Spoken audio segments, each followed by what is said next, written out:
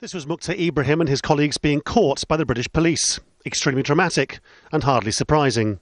They tried unsuccessfully to mirror the 7/7 attacks a fortnight earlier, Britain's worst bombing since Lockerbie. Or at least that's how history records it.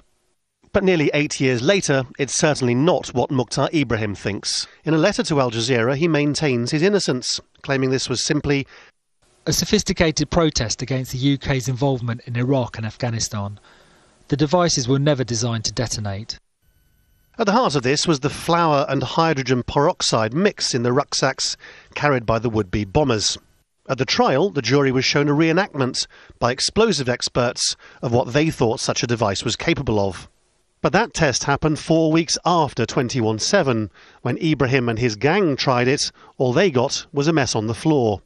The hydrogen mix appears to have needed several more weeks to become sufficiently explosive to be dangerous, a point apparently missed by prosecutors during the trial.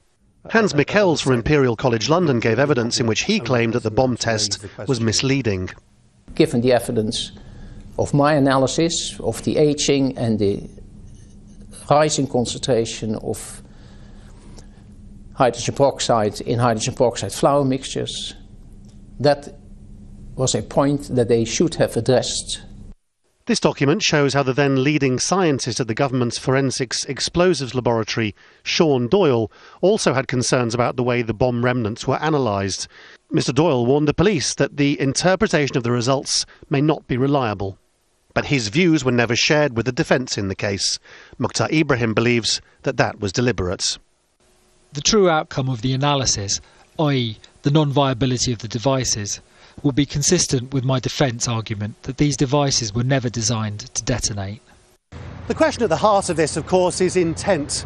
Whether Mukhtar Ibrahim and his accomplices were actually trying to recreate what the 7/7 bombers had done, or whether they were simply in the business of organising a sort of publicity stunt, a bomb that was actually designed to fail. Of course, many people in this country would argue that that alone would be enough to justify a lengthy prison sentence, but the question remains whether these convictions were based on rocky evidence.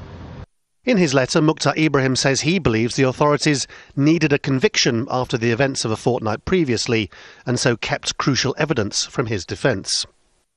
The authorities felt that the instigators of 7/7 had escaped justice, and so we became the focal point for everyone to vent their anger on, even though evidence had come into the hands of the police that supported our defence.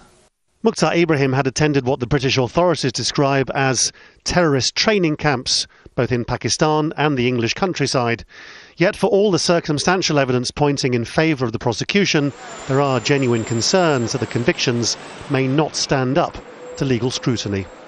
Lawrence Lee, Al Jazeera, London.